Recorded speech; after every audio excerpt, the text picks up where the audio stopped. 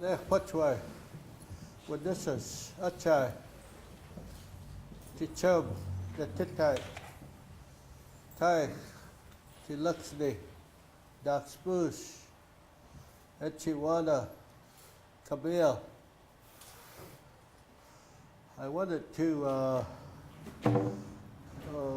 sing a song, and I just met Rita just recently, but I consider her a friend, and just wanted to maybe sing the song in prayer for all of those that need the song. So if you'll bear with me.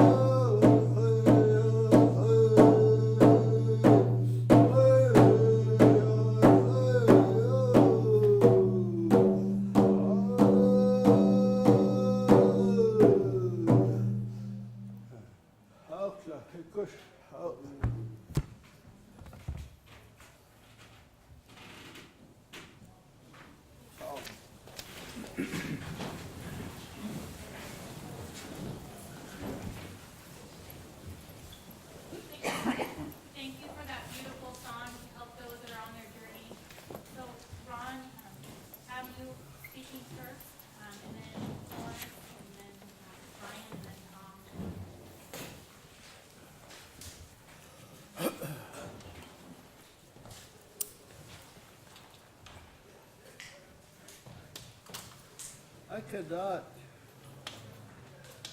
separate my religion from my way of life because they are interconnected and they belong together.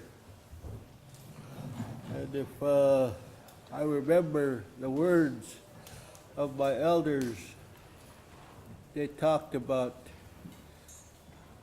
Tichub, me English, me Sinuit, which in our language states that when the Creator placed us on this world, He gave us a voice, and that voice is the law.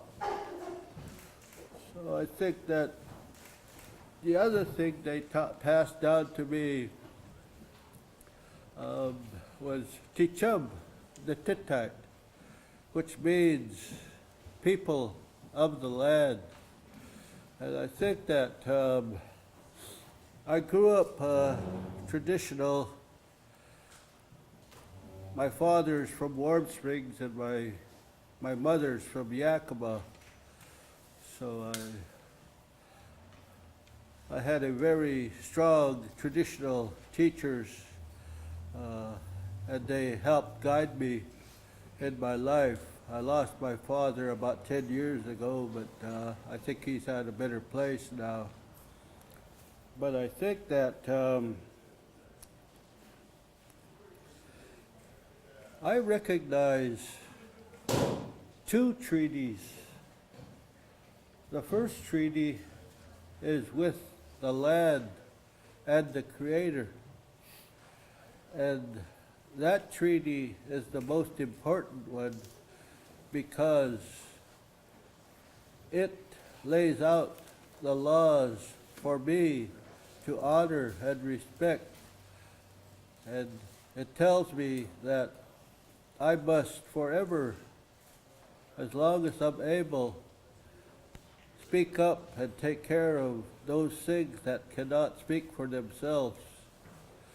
And I think that with the phrase Koyab Sidwisha, which means speaking the truth, the world cries for our help. And as we exploit all of the resources for our personal benefit, we are in turn destroying a lot of things. And the Creator directive to me was that I take care of it, but once I stopped taking care of it, they would start disappearing. And now we see things going away because as man we have failed in our duties to take care of what needs our help. I think it's going to be awful hard to recreate what the Creator gave us. He gave us a very balanced ecosystem and everything was good.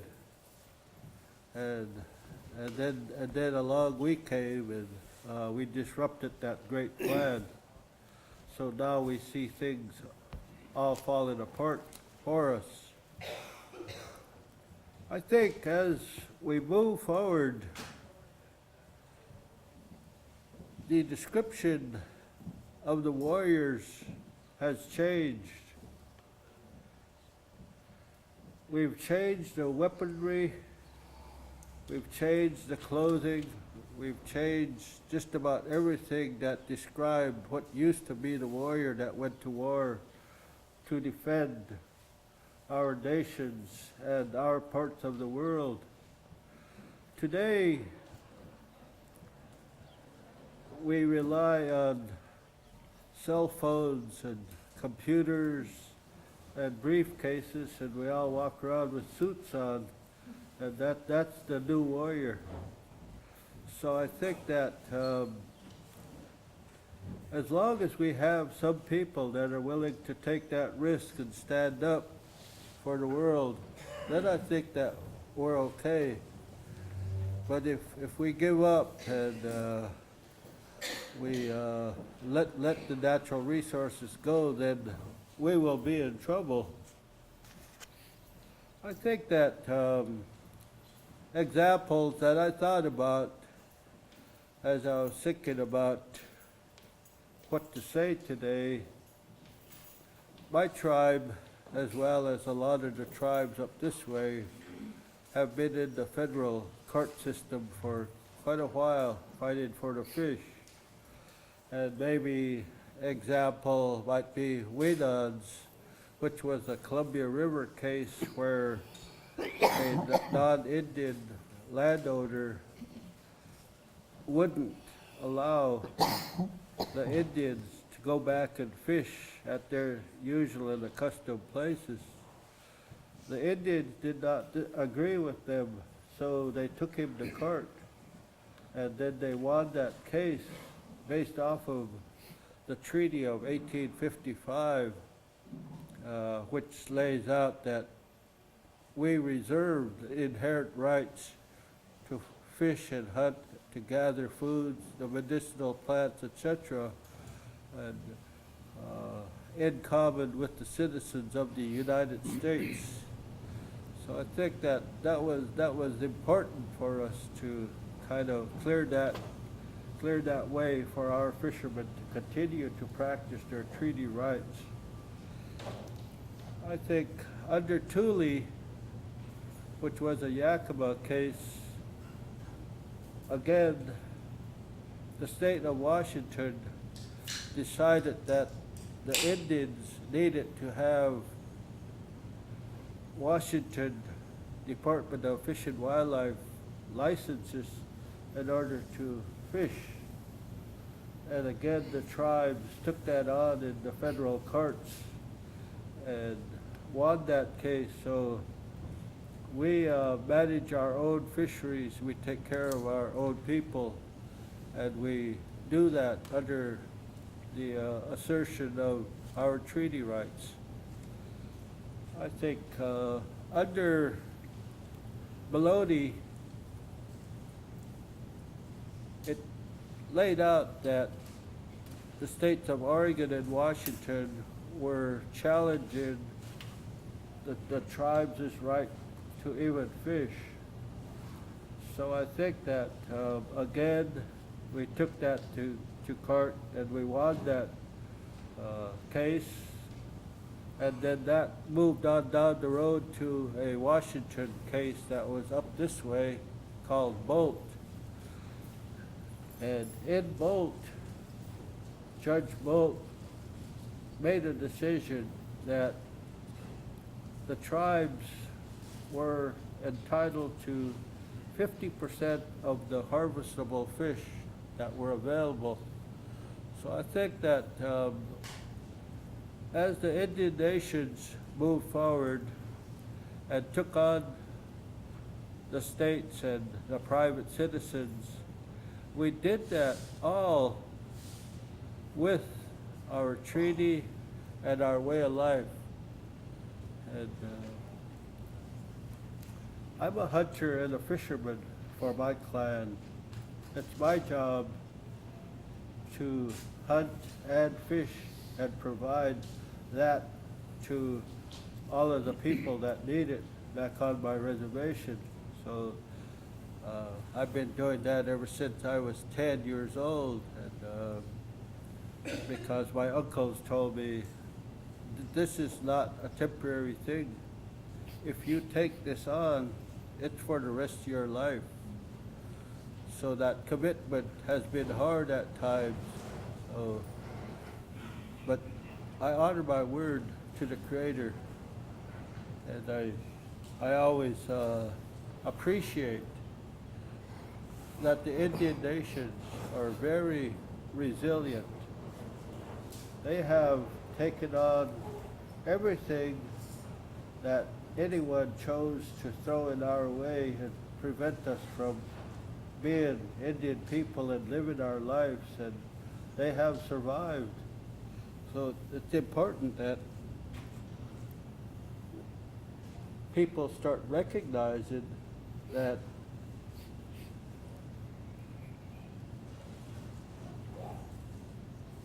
when we negotiated the treaties a long time ago, in my case, my tribe gave up 10 million acres, ceded that to the federal government, and that's about a third of the state of Oregon. And I hear these people getting angry because they say the federal government and the taxpayers are paying for the Indians' way, which is not true. We prepaid for everything that we're getting because it wasn't our fault that they built all those dams on the Columbia River and stopped and destroyed all the fish. Their promise when they built those dams was that in that day, back in the day, there was 15 million fish going up that river. And the old guys would tell me, Rod, you could walk across the river on the backs of those fish. There were so many of them. But today, as I watch the reports come in to my desk about the spring season, our experts projected 160,000 fish to come across Bonneville. To date, there's been 39,000 fish that have come, and they have in turn downsized the fish run down to 83,000, which is about 50% of what they projected. So it's going to be a bad season for the Columbia River fishermen to sustain their way of life because of what man has chosen to do with the management of our resources. So I think that